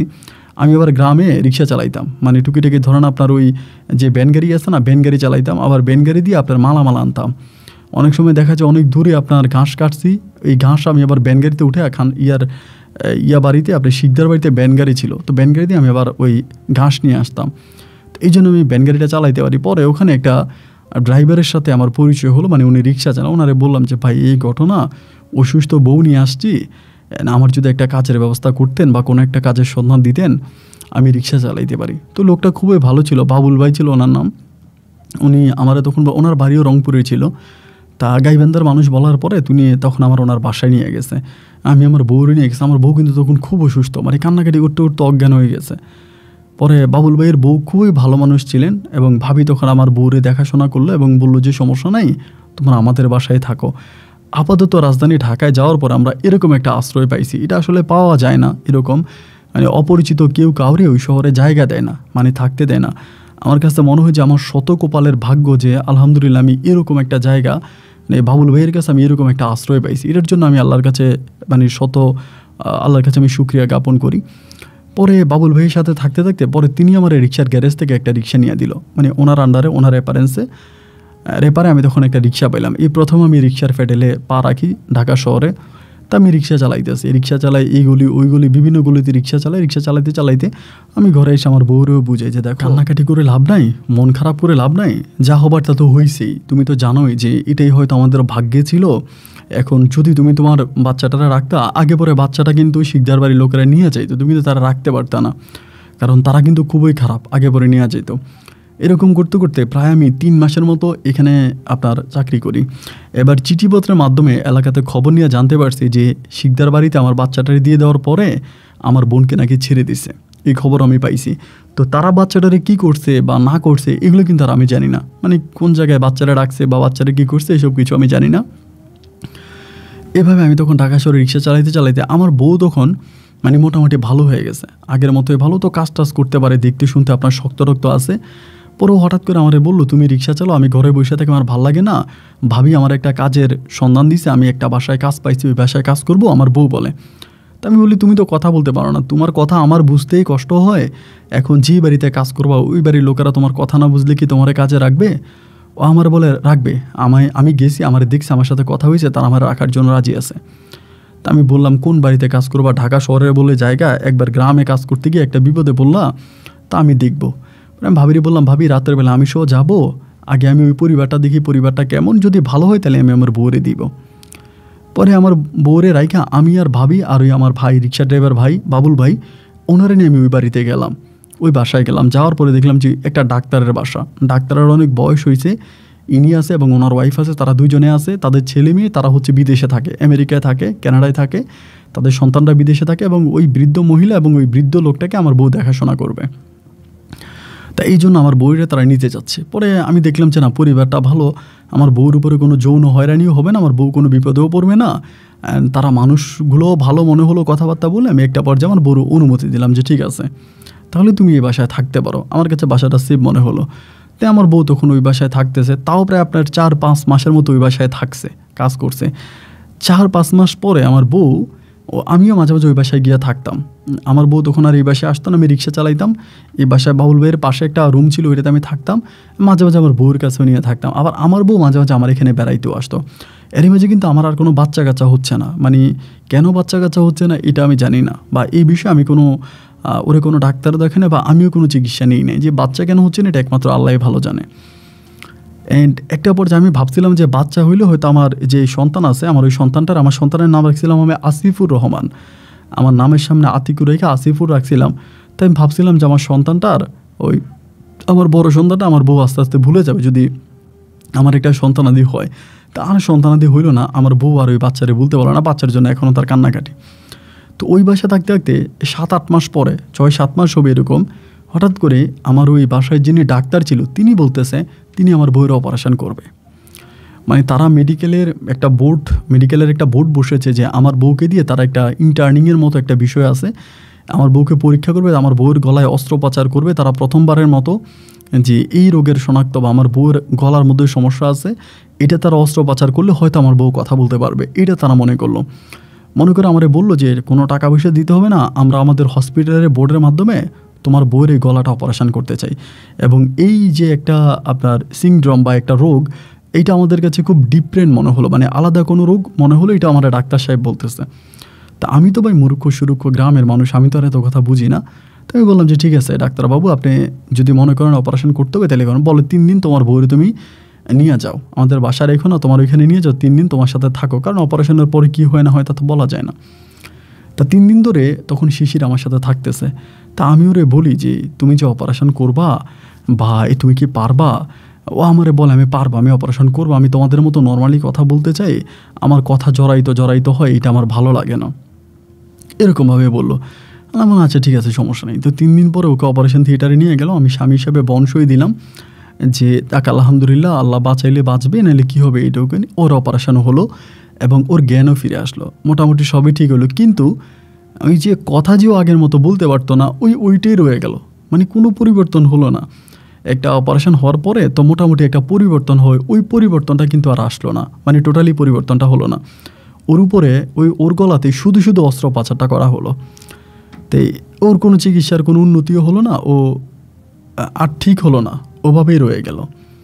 তখন আমি চিন্তা করলাম যে কি করা যায়, তা কোনো কিছুই হলো না। তো ডাক্তারবাবুর বাড়িতে আমি মাঝে মাঝে যাইতাম আসতাম, এবং এই ঘটনার পরে মানে আমার বউর অপারেশন হওয়ার পরে এই ডাক্তাররা কিন্তু আমাকে খুব ভালোবাসতো, মানে ওই পরিবারের মানুষটা আমাকে অত্যাধিক ভালোবাসতো, এবং যে কোনো বিপদে আপদে আমাকে ডাকতো বা ওনারা নিয়ে যাইতো। তো ওনাদের বাসায় থাকতে থাকতে ওনারা তখন মানে ওই যে ডাক্তার এবং ডাক্তারের বউ তারাও তখন চলে যাবে বিদেশে, তাদের ছেলে মেয়েদের কাছে চলে যাবে। তো যে বাসাটা তাদের আছে ওই বাসাটা তারা ভাড়া দিয়ে দিবে, মানে ওইটা তারা ভাড়া দিয়ে তারা চলে যাবে। তো ওই সময় এক দাগে আমার বউকে তারা 3 লক্ষ টাকা দেয়, যেহেতু আমার বউ দীর্ঘদিন ওদের সেবা যত্ন করছে, ওদের সাথে ছিল। তারা যাওয়ার সময় আমার বউরে 3 লাখ টাকা দিয়ে যায়, এবং আমার বলে যে 3 লাখ টাকা দিয়ে তোমার স্বামীরে বলবা কিছু একটা করতে, যেহেতু তোমার গলায় আমরা অস্ত্রোপচার করে তোমরা ভালো করতে পারি নাই। মানে ওই সময় 3 লাখ টাকা খুশি মিনে আমার বউ কী করে আমার এখানে দিয়ে যায়। তো 3 লাখ টাকা থেকে আমার বউ মানে খুব দানবীর আর কি, খুবই দানবীর। ওর বাবা মায়ের নামে ওই মানে 50,000 টাকা সেই সময় একটা মাদ্রাসা, ওর বাবা মাকে যেখানে মাটি দেয় ওর বাবা মা। আচ্ছা এখানে আমি একটা বিষয় বলেছিলাম যে ও হয়তো খ্রিস্টান, কিন্তু ও খ্রিস্টান ছিল না, মুসলমানে ছিল, এবং ওর বাবা মারেরও ঠিকানা আছে। ওর বাবা মার ঠিকানা তো ও তখন যায় এবং 50,000 টাকা সেখানেও দিয়ে আসে। ওইখানে একটা মাদ্রাসাও 50,000 টাকা দেয়, আর 2.5 লাখ টাকা। তো 2.5 লাখ টাকার ভিতরে ও আমারে বলতেছে কিছু একটা করো। তো আমি 2.5 লাখ টাকার ভিতরে কি করব? তো বাবুল ভাইও আছে, বাবুল ভাইয়ের সাথে আলাপ আলোচনা করি যে বাবুল ভাই টাকা আছে 2.5 লাখ, 2,50,000 টাকা দিয়ে এখন কি করব। উনি আমারে বলতেছে যে ভাই একটা কাজ করেন, আমার একটা ট্রাভেল এজেন্সি মানে যেখানে বিদেশে লোক পাঠায় ওই একটা ট্রাভেল এজেন্সির সাথে বাউল ভাইয়ের নাকি ভালো সম্পর্ক আছে। তা বলে ওই ট্রাভেল এজেন্সির মধ্যে যাই, ওনাদের সাথে কথাবার্তা বলি, ওনারা কিন্তু বিদেশে লোক টোক নিয়ে যায়। আপনি যেহেতু দেখতে শুনতে ভালো আছেন, আপনার শরীর স্বাস্থ্যও ভালো, আপনি বিদেশে চলে যান, বিদেশে গেলে আপনি ভালো কিছু করতে পারবেন। এ কথা আমার বাবুল ভাই বলতেছে। তা আমি বললাম ভাই আমি বিদেশে যেয়ে কী করব, আমি বিদেশে যাব বা পারবো এটা ওনারা বলতেছে। উনি বলে ভাই আপনি বিদেশে যান, আপনি বিদেশে গেলেই আপনি ভালো কিছু করতে পারবেন, মানে আপনাকে দেখে মনে হলো আপনার শরীরে শক্তি আছে বা আপনি দেখতে শুনতে ভালো। তো ওই রিক্সা ড্রাইভার বাবুল ভাই তখন আমাকে একটা ট্রাভেল এজেন্সিতে নিয়ে গেল। নিয়ে যাওয়ার পরে তারা তখন আমার দেখলো, দেখে বললো যে আমাদের কাছে ওমানের ভিসা আছে, আরবের দেশ ওমান। আমি কিন্তু ওই সময় ওমান চিনিও না। ওমানে তারা নিয়ে যেতে পারবে, কিন্তু পাসপোর্ট লাগবে এবং টাকার কথা বললো প্রায় 2,20,000 টাকা লাগবে সব কিছু মিলে। যদিও ওই সময় 1 থেকে 1.5 লাখ টাকার ভিতরে ওমানে যাওয়া যেত, 1 লাখ টাকা হইলে চলে, কিন্তু আমার কাছ থেকে 2,20,000 টাকা নিয়ে গেছে। তো টাকাগুলো তারা আমাদের ছিল না, এই জন্য আমরা আর বুঝতেও পারি না, যা বলছে তাই 2,20,000 টাকায় আমি ওনাদেরকে দিয়ে আবার ওই 2,20,000 টাকার ভিতরে তারা কিন্তু আমার পাসপোর্টও করাইছে, মানে পাসপোর্টের টাকাও দিছে তারা। ট্রাভেল এজেন্সির মাধ্যমে পাসপোর্ট করি, সব কিছু কমপ্লিট করার পরে তারা আমার একটু ছোটো ট্রেনিং করায় এবং সব কিছু ঠিক করে তারা আমাকে তখন আরবের দেশ ওমানে পাঠাই দিবে। এবং আলহামদুলিল্লাহ বিষয় লাগছে, মোটামুটি কোনো কিছুই 2 নম্বরই হয় না, ঝামেলা হয়নি। এবং সব কিছু হওয়ার পর আমি তখন বাড়িতে গেছি, এই প্রথম বাড়িতে গেছি। বাড়িতে যাওয়ার পরে ওই সময় শিকদার বাড়ি, তারা কিন্তু আর এখানে থাকে না, তারা অন্য কোথাও চলে গেছে, মানে ঢাকাতে না কোথায় জানিয়ে থাকে, তারা আর গ্রামে থাকে না, মানে সবাই ফুল ফ্যামিলি সবাই চলে গেছে। পরে আমি ওইখানে গেলাম, যাওয়ার পরে ওইখানে সবার সাথে মিলেমিশে থাকতেছি, মানে আমার বাড়িতে 3-5 বোন, টোটাল বোনদের বাড়িতে গেলাম। আমার বাবা মারে পা ধরে সালাম করলাম, তারা আমার বিদায় জানালো। সেখান থেকে আমি আসি এবং ঢাকা আপনার তখন যে আন্তর্জাতিক বিমানবন্দর ছিল ওই বিমানবন্দর দিয়ে তখন আমি বিদেশে চলে যাই, মানে আপনার ওমানে যাই। তো ওমানে যাওয়ার পরে ওইখানে যাই এবং যেই কাজ আমাকে দেওয়া হয় আলহামদুলিল্লাহ আমি সেই কাজে পাই, মানে যে কাজের কথা বলে নেই ওই কাজই গার্ডেনের কাজ, বিল্ডিংয়ের গার্ডেনের কাজ, মানে অ্যারাবিক একটা বাড়ি এবং ওইখানে একটা শহর আছে, ওই শহর সালালা বলেই নাম আর কি, ওই শহরেই আমার তখন কাজে আমি ওইখানে কাজ করি। তাই এইভাবে কাজ করতেছি। আর বউর সাথে চিঠিপত্রের মাধ্যমে আমার যোগাযোগ হতো, তখন আবার ক্যাসেট রেকর্ড করে দেওয়া যেত, আপনার বেশিরভাগই ক্যাসেট রেকর্ড করে দিত। তো আমার বউর জন্য খুব খারাপ লাগতো, কান্নাকাটি করতাম, থাকতে পারতাম না, ওর জন্য অনেক খারাপ লাগতো। এমন করতে করতে মানিক ভাই বলে একটা লোক করে হুন্ডির ব্যবসা, উনি হুন্ডির ব্যবসা করতো মানিক ভাই, মানে দেশে টাকা ঢুকা পাঠাইতো, এরকম করে আবার ডলারের মাধ্যমে মানে বাড়িতে আপনার ফোনে কথাবার্তা বা এরকম কিছুর উনি বিভিন্ন ধরনের ব্যবসা বাণিজ্য উনি করতো আর কি। এই মানিক ভাইয়ের সাথে তখন আমার একটা ভালো সম্পর্ক হয়। তো সম্পর্ক হওয়ার পরে ওনারা আমি অনেক বিশ্বাস করি, না বড়ো ভাইয়ের মতো জানি, ওনারা আমি বড়ো ভাই হিসাবে মানি। মানিক ভাই উনি আমার ছোটো ভাইয়ের মতো আদর করে, যত্ন করে, ভালোবাসে। ওনার সাথে আমার একটা লেনদেন হয় এবং মোটামুটি খুব ভালো একটা সম্পর্ক হওয়ার পরে আমি ওনারা বললাম যে ভাই আমার বউটা এরকম মানে কান্নাকাটি করে, ও আমার ছাড়া থাকতে পারে না, ঢাকাতে থাকে, এখন আমার বউটারে কোনোভাবেই ওমানে আনা যাবে কিনা। তা উনি আমারে বললো ভালো কথা, তোর বউরে নিয়ে আসবি, তা ঠিক আছে আমি তোর নাইলে একটা কাজের ব্যবস্থা, তোর বউর জন্য একটা কাজের ব্যবস্থা করি, তোর বউর একটা কাজের মেয়ের বিষয়তে নিয়ে আয়। এই কথা মানিক ভাই আমারে বললো। তা আমি বললাম যে আচ্ছা ঠিক আছে। পরে উনি সব কিছু ঠিকঠাক করে মানিক ভাইয়ের মাধ্যমে তখন আমি আমার বউরে এই ওমানে নিয়ে আসি। আজ থেকে বহু বছর আগে আমার বউরে আমি ওমানে নিয়ে আসি এবং ওমানে আনার পরে আমার বউ তখন ওমানে আসে। এবং এটা আমি ওমানে আসার প্রায় 1.5 বছর পরের কথা বলতেছি, প্রায় 1.5-2 বছর পরে। এই 1.5-2 বছরে আমি মানে মানিক ভাইয়ের এতটাই বিশ্বাস করতাম, উনি আমার কাছে আমার আল্লাহর পরের আসনটা আমি ওনাকে দিছিলাম, যে আল্লাহর পরে আমি এই লোকটাকে বিশ্বাস করি, তিনি আমার কাছে আল্লাহর পরের আসনটা পাইছে। এতটা সম্মান, এতটা ভালো আমি ওনারে বাসতাম। পরে আমার বউরে নিলাম ওমানে নিয়ে গেলাম। নিয়ে যাওয়ার পরে আমার বাসা থেকে মোটামুটি অনেক দূরের একটা বাসাতে আমার বউরে তখন আমি কাজে দিলাম। ওই কাজের মেয়ের বিষয় আনছে, কাজ দিয়ে দিছি। বউ এখানে কাজ করে, আমি এখানে কাজ করি। এইভাবে আমার টাকা, আমার বউর টাকা, আমার বউ মাসে শেষে যে টাকা বেতন পাইতো ওই টাকা আমারই দিয়ে দিত, মানে আমারই দিত। তো স্বামী স্ত্রী মিলে প্রায় অনেক টাকাই আমাদের তখন জমা হয় আর কি, যে আমরা দেশে গিয়ে কোনো কিছু করব। এবং ওই ওমানের মাটিতে আমাদের একমাত্র গার্ডিয়ান ছিল মানিক ভাই, মানে তিনি আমাদের গার্ডিয়ান আর কি। মানে ইনার সাথে সব রকম কথাবার্তা হতো তিনি। এরকম করতে করতে আমরা মানিক ভাইয়ের কাছে সে আমলে 5 লাখ টাকার মতো দিয়ে দিই। মানে উনি ওই যে হুন্ডির টাকা, এই টাকা, ওই টাকা, ডলারের টাকা, এমনি উনি নিয়ে যাচ্ছে বিভিন্ন কাজে, আমাকে দিচ্ছে। এরকম করতে করতে 5 লাখ টাকার মতো ওনার কাছে আমরা টাকাটা আটকায়া যায়।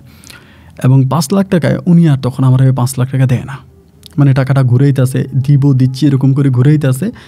এই ঘুরানিতে আমার 1 বছর কেটে গেল। আমি কিন্তু দীর্ঘ অনেকগুলো বছর মানে আমি আর আমার বউ আমি কিন্তু দেশে গেলাম না। এরই মাঝে আমার বউ যে বাসায় কাজ করতো ওই বাসার মধ্যে একটা ঝামেলা দেখা দিছে, মানে মোটামুটি একটা ঝামেলা হয়েছে। আরবির সাথে আমার বউয়ের একটা ঝামেলা হয়েছে, মানে আরবি আমার বউয়ের অশ্লীলতা হানি করতে চাইছিল, খারাপ কাজ করতে চাইছিল, তা আমার বউ এই বাসা থেকে পালায়া যায়।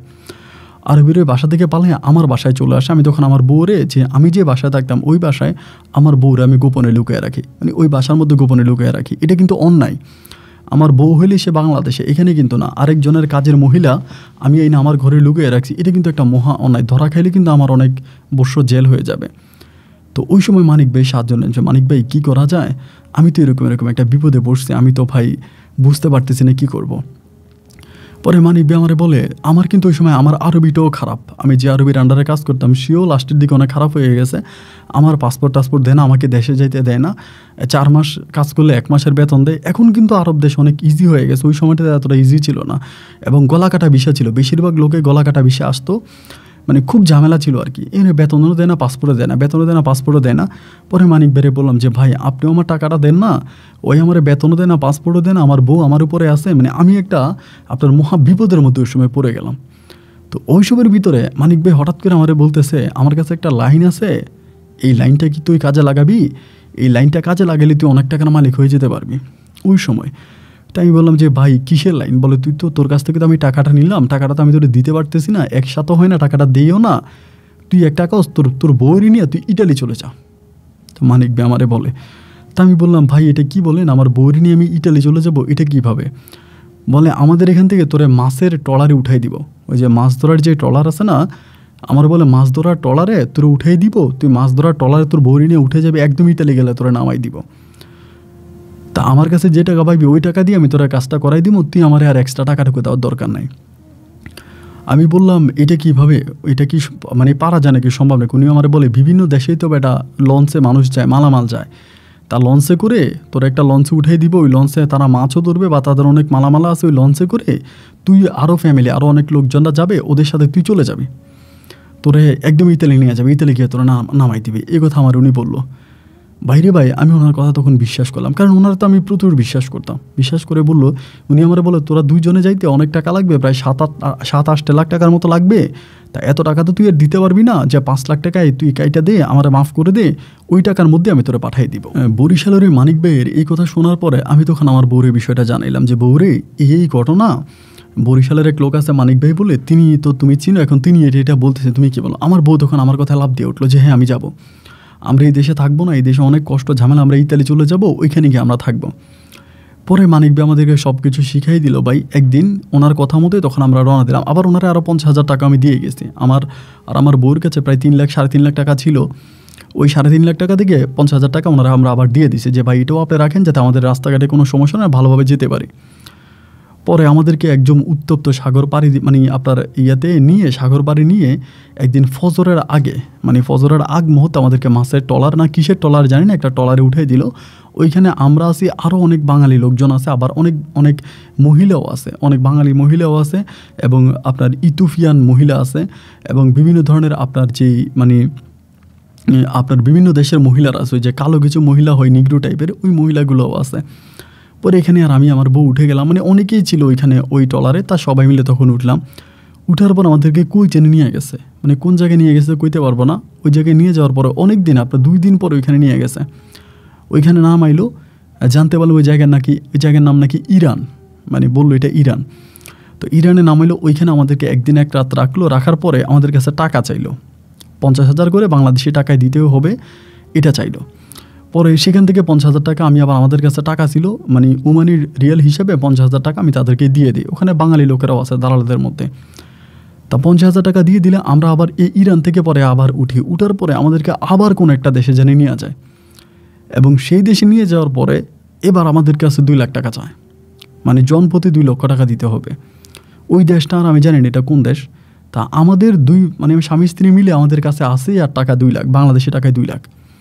তো ওনাদেরকে দিতে হবে আপনার বহু টাকা, মানে ওনাদের হিসাবে ওনাদেরকে দেওয়া লাগবে এখন 4 লাখ টাকা, 2 লাখ করে 4 লাখ।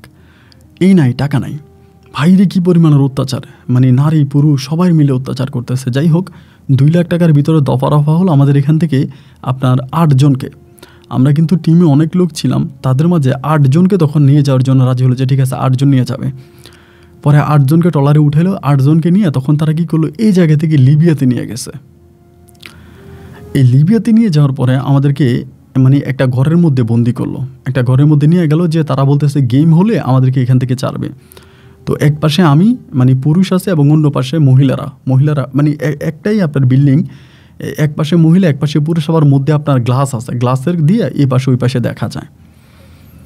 তো ওইখানে যাওয়ার পরে তারা হঠাৎ করে ডিমান্ড করলো যে জন প্রতি আপনার 3 লাখ টাকা করে দিতে হবে, মানে এই গেমে এখান থেকে আমাদেরকে টলারে করে, লিবিয়া থেকে টলারে করে আমাদেরকে ইতালি পাঠাই দিবে, ডাইরেক্ট ইতালি চলে যাবো, জন প্রতি 3 লাখ। আর আমাদের কাছে কিন্তু আর কোনো টাকাই নেই টোটালি আর কি, মানে টোটালি আমার কাছে কোনো টাকা নাই। এই শুরু করলো নির্যাতন, যে টাকা আনতে হবে। ওই সময় তো ধরেন আপনার ডলার দিয়ে দেশে ফোন করা যেত, এলাকাতে আপনার ফোন করা যেত ডলারের মাধ্যমে।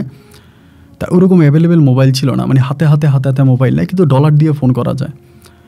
তার আমি ডলারের মাধ্যমে বাড়িতে যোগাযোগ করি টাকার জন্য, মানে নিজে যোগাযোগ করে, কিন্তু বাড়ি থেকেও কোনো টাকার সন্ধান পাই না, কোনোভাবে টাকার কোনো সন্ধান পাওয়া যায় না। আমার কোনো টাকা পয়সা দিয়ে সাহায্য করে না। আমার সাথে যারা ছিল তারা মোটামুটি সবাই চলে যাওয়ার মতো, তারা সবাই চলে যাবে, তারা টাকা ম্যানেজ করছে, সবাই চলে যাবে। এখন আমি আর আমার বউ আমাদের দুজনকে যেতে দিবে না, মানে দুজনকে তখন আটকায় রাখছে। এবং এই আটকায় রাখার ভিতরে আমার বউর উপর অনেক নির্যাতন হয়েছে, এগুলো কিন্তু আমি জানতাম না, কারণ ও একটা রুমে থাকতো, আমি আরেকটা রুমে থাকতাম। তো ওর উপরে যে নির্যাতনগুলো হতো, এই নির্যাতনের কোনো কিছু আমি জানতে পারতাম না, যে ওর উপরে কী হচ্ছে না হচ্ছে, এগুলো কোনো কিছুই আমি জানতে পারতাম না, বা এগুলো কোনো কিছু আমার কাছে বলা হতো না, বা আমি দেখতামও না। ওরা এক রুমে, আমার এক রুমে রাখা হইতো। এবার আস্তে আস্তে করে আমাদের এই টিমে যারা ছিল মোটামুটি সবাই চলে গেছে টাকা ম্যানেজ করে, শুধু আমি আর আমার বউ রয়ে গেছি। আমি আমার বউর সাথে আজও সংসার করে, আল্লাহ আমার যদি মাফ করে, এক রাতের বেলায় অনেকগুলো লোক আসছে, ওখানে একজন বাঙালি ভাইও ছিল, ওনার বাড়ি ছিল চিটাগংয়ে। আইসা বাঙালি, ওরা ওই বাঙালি ভাইটারে বলতেছে, লোকগুলা কালো কালো ছিল, নিগ্রু, অনেক লম্বা লম্বা কালো কালো ছিল, তারা বলতেছে আমারে টাকা দিতে হবে, নাহলে তারা আমার বউকে মারবে, এটা আমারে বলতেছে। তা আমি ভাই টাকা দিব কোত্থেকে, আমার তো টাকা দেওয়ার কোনো ক্ষমতা নেই বা কিছু নেই। আমি বলতেছি আমি টাকা দিতে পারবো না। আমি বলছি এটা আমার বউ, যে বাসের রুমে যারে আনছি এবং সে আমার বউ, এটা আমার বউ, এটা বলছি। এখন টাকা আমি দিতে পারি না, আমার কাছে টাকা নাই, তারা আমার এই নির্যাতন। এই ভাই আমার সামনে তখন এই পাশের রুমে গেছে, গিয়া লাইট অন করছে 4টা লোক, মানে 4টা লোক পাশের রুমে গিয়া লাইট অন করছে। এই গ্লাস দিয়ে আমি দেখতেছি, মানে ওই রুমে তো গ্লাস দিয়ে দেখা যায়, কথা শোনা যায় না, এই রুমের কথা ওই রুমে শোনা যায় না। আমি গ্লাস দিয়ে দেখতেছি যে আমার বউয়ের উপরে নির্যাতন। একটা স্বামী হিসেবে তখন মানে এটা আসলে বলে বোঝানো যাবে না তখনকার অনুভূতিটা। আমি গ্লাসটা থাপড়াইতে আসি, ওই রুমে আমি দেখতেছি আমার বউয়ের সাথে এগুলো করা হচ্ছে। আমি মানে চিৎকার করে কাঁদতেছি, যেগুলো কি মানে চিৎকার করতেছি, জোরে জোরে চিৎকার করতেছি, গ্লাস থাপড়াইতে আসি। এবং তারা আমারে পিছন দিয়ে চাবুক দিয়ে মারতেছে, মানে একদম মানে আপনার ফিল্মি কায়দায়, সিনেমাতে যেরকম হয়, এক পাশে বউকে দর্শন করে অন্য পাশে স্বামীরে মারে, একইভাবে একদম সিনেমা স্টাইলে এক পাশে আমার বউয়ের সাথে 4-5 জন এগুলো করতেছে, এবং অন্য পাশে আমারে এইভাবে মারতেছে। মারতে আমি এখানে অজ্ঞান হয়ে গেছি। আমার জ্ঞান আসছে, জ্ঞান আসার পর আমি দেখি আর আমি এই রুমে নাই, আমার অন্য একটা জায়গায় নিয়ে আসছে। অন্য একটা জায়গায় জ্ঞান ফেরার পর আমি বলে আমার বউ কই, মানে বাংলাদেশেও ছিল এখানে, ওদেরকে বলে আমার বউরে কে বলো, তোর বউরে যেখানে নেই ওর সেখানে নিয়ে গেছে, তোর বউরে তুই আর পাবি না, তোর বউরে পাইতে হলে টাকা লাগবে, টাকা দিতে হবে। এখানে আমার দীর্ঘ 9 দিনের মতো আটকায় রাখছে। আমি কিন্তু আমার বউয়ের কোনো সন্ধান পাই নাই, মানে বউয়ের কোনো ঠিকানা পাই নাই। 9 দিন পর্যন্ত আমার এই জায়গার মধ্যে আটকায় রাখে, ওই ঘরের ভিতরে। 9 দিন পরে তারা যখন দেখলো আমি কোনোভাবেই টাকা পয়সা দিতে পারি না, বা আমার টাকা পয়সা দেওয়ার কোনো সামর্থ্য নাই, কোনো কিছুই নেই, তারা আমারে বসে বসে না খাওয়াই আমার ওখান থেকে ছেড়ে দিল, মানে ওই জায়গা থেকে আমাকে ছেড়ে দিছে। এবং ছেড়ে দেওয়ার পরে আমি ওখান থেকে মানে তাদের ওই জাল থেকে বেরিয়ে যাওয়ার পরে আমি তখন এই লিবিয়াতে এই রাস্তায় হাঁটতেছি, বিভিন্ন ভাষায় মানুষের সাথে কথা বলতেছি, কেউ কথা বুঝে, কেউ কথা বুঝে না, কেউ কথা বুঝে, কেউ কথা বুঝে না। এরকম করতে করতে আল্লাহর কি হুকুম, আল্লাহর একটা মেহেরবানিতে আমি একটা পাকিস্তানি লোকের হাতে পড়ছি। লোকটার বাড়ি পাকিস্তানে, ওনার হাতে পড়ছি। আমি তখন মোটামুটি হিন্দি ভাষায় কথা বলতে পারতাম, মানে হিন্দিটা ভালো জানতাম। তো ওই লোকটার হাতে পড়ার পরে, লোকটা পাঠান ছিল, লম্বা টম্বা, অনেক ভালো। ওনার কাছে গিয়ে তখন কান্না করতে শুরু করছি যে এই ঘটনা, আমার বাড়ি বাংলাদেশ, আমাকে এইভাবে আনা হয়েছে। পাঠানের আবার রেস্টুরেন্ট আছে ওইখানে, আমাকে উনি রেস্টুরেন্টে নিলেন, রেস্টুরেন্টে নিয়ে খাওয়াইছে, বড় পেট খাওয়াইছে। খাওয়াইয়া বলতেছে যে তোর কী ঘটনা। আমি তখন এই বিস্তারিত সব কিছু বললাম যে আমাদেরকে এইভাবে আনা হয়েছে। সে আমারে বলতেছে মানে তোর মাথায় বুদ্ধি নাই, দেমাগ নাই, মানে পাগল, আমাকে এরকম করে বলতেছে যে তুই তোর ভরি নিয়ে আসলি কেন। এভাবে মানুষ গেলে তাদের বউ নিয়ে আসে নাকি? আমি বললাম অনেক মেয়েরাই আসছে, অনেক বাংলাদেশি মেয়েরাও ছিল। বলে কেন এই পথে তো মেয়েরা আসে না, সব ছেলেরা আসে, তোরা মেয়েরা আনলি কেন, মেয়েদের আনলি কেন? পরে যাই হোক, তিনি তখন সেখান থেকে আমাকে একজন লিবিয়ান পুলিশকে খবর দিল ওনার রেস্টুরেন্টে, সম্ভবত পাকিস্তানি ভাইয়ের পরিচিত। তার লিবিয়ান পুলিশে, আমি তো আর লিবিয়ান ওই ভাষা জানি না, আমি যতটুকু পারি অতটুকুতে আমার ওই পাকিস্তানি ভাইটারে বুঝালাম, তিনি লিবিয়ান ওই পুলিশটারে বুঝাইলো। পরে বললো কোন দিকে নিয়ে গেছে? তা আমি বলি যে জানি না কোন দিকে নিয়ে গেছে, তবে এরকম একটা জায়গা থেকে বের হয়েছে। তার প্রায় এই পাকিস্তানি ভাইয়ের সাথে আমি এসে তার 4 দিন পরে এখান থেকে ওই লিবিয়ান পুলিশ তখন অনেকগুলো মেয়েরে উদ্ধার করে। আমার পরে, আমি বলার পরে অভিযানে অনেকগুলো মেয়েরে উদ্ধার করে, এবং সেখান থেকে তখন আমাকে খবর দেওয়া হয় ওই পাকিস্তানি ভাই, আর আমি ওই পাকিস্তানি ভাইয়ের গাড়ি দিয়ে তখন আমি ওই জায়গায় যাই, মানে থানাতে যাই। এবং গেলে থানাতে যাওয়ার পরে সর্বপ্রথম আমি আমার বউরে দেখতে পাই থানার মধ্যে। আমার বউরে চিনা যাচ্ছিল না, মানে এত পরিমাণের ওর উপরে নির্যাতন করছে যে চিনার মতো কোনো উপায় নেই। দেশ থেকে টাকা নিয়ে আয়, টাকা নিয়ে আসলে দেশে পাঠাই দিব, মানে দেশ থেকে আমাদেরকে টিকিটের টাকা নিতে বললো। তা আমি টিকিটের টাকা দিব কোথায়? আমার তো টিকিটের টাকা নাই, টিকিটের টাকা দিতে পারি না, মানে টিকিটের টাকা কোত্থেকে আনবো? পরে এখান থেকে আমাদেরকে একটা টেম্পোরারি কাগজ দেওয়া হলো যে কয়েকদিন থাকতে পারবো, এবং থাকার পরে সেখান থেকে আমাদেরকে চলে যেতে হবে। থানা থেকে একটা কাগজ লিখে দিল যে কিছুদিন থাকতে পারবো। এই কিছুদিনের মধ্যে আমি তখন ওই পাকিস্তানি ভাইয়ের দোকানে কাজ করতাম, আমি আর আমার বউ দুজনে মিলে কাজ করতাম। কাজ করতে করতে ওইখানে কাজের অবস্থা ভালো ছিল, ওইখানে যখন কাজ করতাম লিবিয়াতে, ওই কাজের অবস্থা ভালো। আমার বউরে বললাম যে শিশির, আমরা এখানে থাইকা যাই, এখানে তো কাজের অবস্থা ভালো, দুজনে মিলে এখানে কাজ করি। ও আমার বলে না, এখানে কাজ করবো না, আমরা চলে যাবো দেশে। মানে ওর মনটা পুরো ভেঙে গেছে আর কি, এবং ও এগুলো নিতে পারে না, এই যে জিনিসগুলো দেখছে বা ওর উপরে নির্যাতন এগুলো নিতে পারে না। ও বলে আমি চলে যাব। আমরা 2 মাস ধরে ওই দোকানে কাজ করি, এবং 2 মাস কাজ করি আমাদের দুজনের টিকিটের টাকা হয় না। এরপরও ওই পাকিস্তানি ভাই তিনি তখন সাহায্য করে, ওনার ঋণ আমরা কখনোই শোধ করতে পারবো না, এবং কখনোই ওনার ঋণ শোধ করা যাবে না। তিনি তখন তিনার কাছ থেকে টাকা দিয়ে আমাদের টিকিটের তিনি ব্যবস্থা করে দেয়। পরে লিবিয়া থেকে আমরা সরাসরি বাংলাদেশে আসি, এবং বাংলাদেশে আসার পরে তো মানে আমাদের আর কোনো অস্তিত্ব নাই আর কি। ঢাকাতে আসার পরে বাবুল ভাইয়েরও কোনো ঠিকানা জানি না, যে উনি কোথায় থাকে, ওনার ঠিকানাও আমরা জানতাম না, মানে উনিও ওনার সাথে অনেক বছর যোগাযোগ নাই। পরে আমাদের কাছেও টাকা ঢুকা নাই। পরে আসার পরে আমি তখন সর্বপ্রথম একটা হোটেলে চাকরি নিই। আপাতত আমার বউরে রাখার একটা ব্যবস্থা কইরা হোটেলে চাকরি করতেছি। ভালোই দিন চাল কাটতেছে, প্রায় আপনার 3-4 মাসের মতো হোটেলে চাকরি করি, বাড়িতে আর যাইনি। আবার এরই মাঝে আমার আব্বা আম্মা দুজনেই মারা গেছে, বাড়িঘরে যাইনি, বাড়িঘরে যাওয়ার ইচ্ছেও জাগে না আর কি।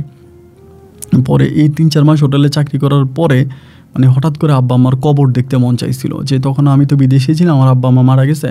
আমার আব্বা মারা যাওয়ার আপনার 3 মাস পরে আমার মা মারা গেছে, মানে মাঝামাঝি মারা গেছে।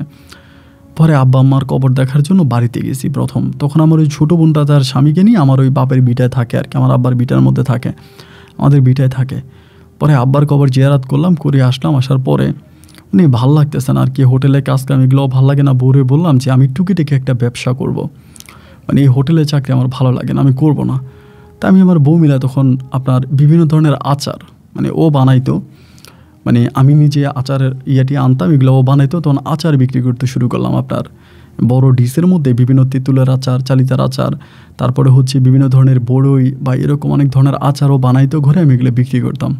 পরে একটা স্কুলের সামনে আচার বিক্রি করতেছিলাম, স্কুলের সামনে আচার বিক্রি করতেছি। তো ও বিক্রি করে, আমিও বিক্রি করি, মানে দুজনে মিলে বিক্রি করতেছি। তো একদিন হঠাৎ করে মানে আচার বিক্রি করতেছি, সেখানে মানে হঠাৎ করে একটা বাচ্চা, মানে একটা ছেলেরে দেখলাম।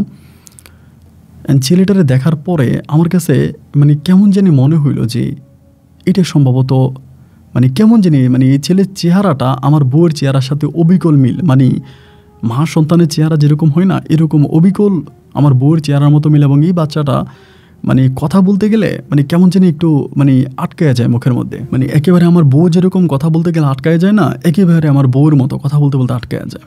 তার বাড়িতে আসার পর আমি বউরে বললাম যে বউ এই ঘটনা, বাচ্চাটার নাম ছিল নাহিদ। তা বললাম যে এরকম একটা বাচ্চা, আমি যেখানে আচার বিক্রি করি এখানে হঠাৎ করে দেখলাম তোমার মতো মানে কথা বলতে গেলে আটকায়া যায়।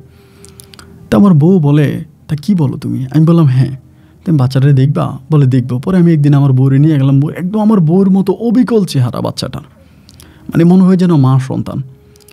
তো এই বাচ্চাটার আমার বউ কাছে নিল, কথাবার্তা বললো, ওই আমার বউর মতোই কথাবার্তা বলে। এরকম করতে করতে বাচ্চাটার সাথে মোটামুটি আমাদের একটা ভালো সম্পর্ক হলো, বা আনাগোনা হলো, জানাশোনা হলো। তো এমন করতে করতে আমি তখন বাচ্চাটার খবর নিতে শুরু করি, যেহেতু অন্য অন্য বাচ্চারা এখানে আছে, সবার সামনে বলি। তো একটা মহিলা এসে বাচ্চাটারে নিয়ে যায়, মানে সবসময় স্কুলে আনে, স্কুল থেকে নিয়ে যায়, এখানে আনে, এখান থেকে নিয়ে যায়। মহিলাটা মানে গাড়ি দিয়ে আসে, সাদা একটা গাড়ি দিয়ে আসে, একটা মহিলা, বয়স্ক মহিলা, সে বাচ্চাটারে নিয়ে যায়। একদিন এই মহিলাটার সাথে আমি কথা বলছিলাম, কথা বললে জিজ্ঞেস করলাম যে বোন রে, এই যে বাচ্চাটা, ওর নাম তো নাহিদ, ওর বাসা কোথায়?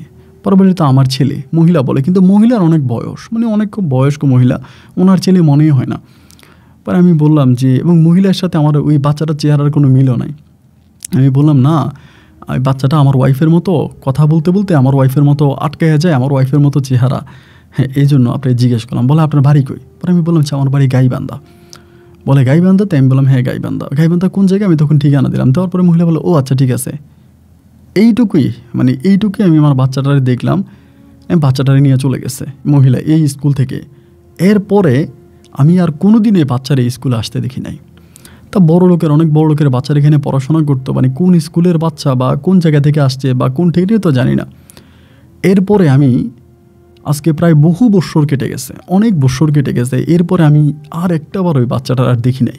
বা এই মহিলা কোত্থেকে আসে, আমি স্কুলেও কোনো ঠিকানা নিতে পারি না, কারণ আমি পেশায় একজন আচার বিক্রেতা। স্কুলের প্রিন্সিপালরা তারা আমার সাথে এইসব বিষয় নিয়ে কথা বলবে না। এবং অন্য বাচ্চাদেরকে জিজ্ঞেস করলাম, তারাও ওই বাচ্চার কোনো ঠিকানা দিতে পারে না। আজকে বহুগুলা বৎসর, অনেকগুলো বৎসর এর মাঝে কেটে গেল। আমার বউ এখনও বলে যে এটা আমার সন্তান, আমি যেটাকে দেখেছিলাম এটা আমার সন্তান, এবং আমি শিওর এটা আমার সন্তান।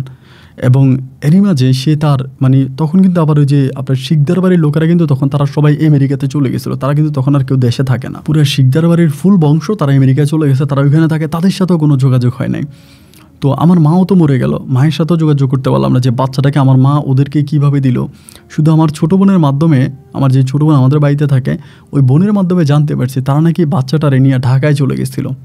মানে বাচ্চাটারে মারেও না, কিছু করে না, বাচ্চাটা নিয়ে তারা ঢাকায় চলে গেছে, এবং ঢাকা থেকে বাচ্চাটারে তারা কী করছে না করছে এর কোনো ঠিকানা আমি আর পাইনি।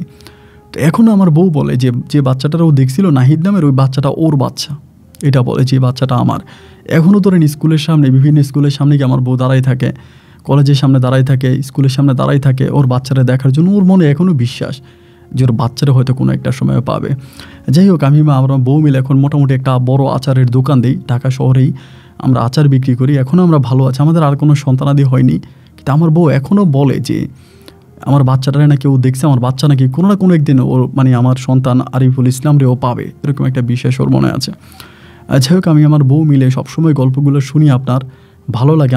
আমার বউ এই যে আচার বানানোর সময় এই মোবাইলে গল্পগুলো ছেড়ে দেয়, আমিও শুনি, ও শুনে, ভালো লাগে।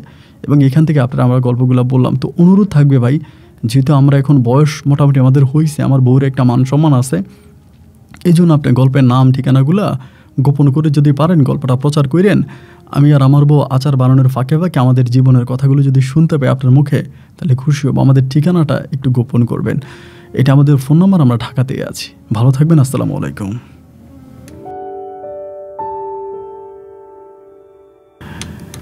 প্রিয় বন্ধুগণ, সবাইকে অনেক বেশি ধন্যবাদ এতক্ষণ পর্যন্ত গাইবান্ধার ভাই আতিকুল ইসলামের জীবনের, মানে আতিকুর রহমানের জীবনের বাস্তব গল্পটা শুরু থেকে শেষ পর্যন্ত আমার মুখ থেকে শোনার জন্য। বন্ধুরা, আমি জানি না গল্পটা আপনাদের কাছে কেমন লেগেছে, কিন্তু গল্পটা সত্যি আমার হৃদয় স্পর্শ করেছে। এবং বিশেষ করে শেষের দিকে এসে যে নাহিদের, যে ছেলের কথা বলল, নাহিদের সাথে শিশিরের দেখা, এবং আমার কাছে কেন জানি মনে হয় যে আমি 99% শিওর যে ওই নাহিদ শিশিরেরই সন্তান হবে। তার প্রথম কারণ হচ্ছে এই ছেলে, মানে আপনার আতিকুল ভাইয়ের কথা মতো এই নাহিদ দেখতে অনেকটাই শিশিরের চেহারার মতো ছিল, সেটা একটা কারণ। সেকেন্ড কারণ হচ্ছে ওই শিশিরের মতোই কথা বলতো, অনেকটা আপনার গলা ভেজে ভেজে কথা বলতো। এবং সবচেয়ে বড় কারণ হচ্ছে এটা যদি শিশিরের ছেলে নাই হবে, তাহলে ওই মহিলাকে আতিকুল যখন বললো আমাদের বাড়ি গাইবান্ধাতে, বা ঠিকানা দেওয়ার পরে এই মহিলা কেন বাচ্চাকে টোটালি স্কুল থেকে নিয়ে গেলো, স্কুলে কেন আর পাঠালো না? এই তিনটা বিষয় চিন্তা করলে মনে হয় যে নাহিদ হয়তো শিশিরেরই সন্তান। এবং আমার মন বলছে, আই এম নট শিওর, কেন জানি আমার মন বলছে, আল্লাহ, আমি এটা আতিক ভাইকেও বলছিলাম যে ভাই আমার মন বলছে কেন জানি যে কোনো একটা সময় আপনাদের সন্তানকে পেয়ে যাবেন। মানে এটা আমার মন বলতেছে। এবং এটাই স্বামী স্ত্রী মানে আতিক ভাই আমার এই কথা শোনার পরে হুর হুর করে কান্না করতে শুরু করছে যে ভাই এটা আপনি কী বললেন। যে আমার দৃঢ় বিশ্বাস যে তারা কোনো না কোনো একটা সময় তাদের সন্তানকে পাবে, এবং আমি আল্লাহ তাআলার কাছে হাত তুলে প্রার্থনা করি যে এই দুই অসহায় নারী এবং পুরুষ আতিক ভাই এবং তার বউ শিশির তারা যেন তাদের সন্তান নাহিদকে খুঁজে পায়। এই নামগুলো সম্পূর্ণ ছদ্মনাম আমি ব্যবহার করেছি যেহেতু তার ওয়াইফ বারবার দর্শনের শিকার হয়েছে, তাদের সামাজিক মান সম্মানের কথা চিন্তা করে। তবে এই দুই নামের যে মানুষ স্বামী স্ত্রী আছে তারা যেন তাদের সন্তানকে খুঁজে পায় সেই শুভকামনায়, সেই আশা ব্যক্ত করে আমি আপনার আজকের মতো এখানেই বিদায় নিচ্ছি। আপনাদের সাথে আমার দেখা হবে অন্যদিন অন্য কারো বাস্তব জীবনের গল্প নিয়ে। এ পর্যন্ত সবাই ভালো থাকবেন আর সুস্থ থাকবেন। আল্লাহ হাফেজ অ্যান্ড আসসালামু আলাইকুম।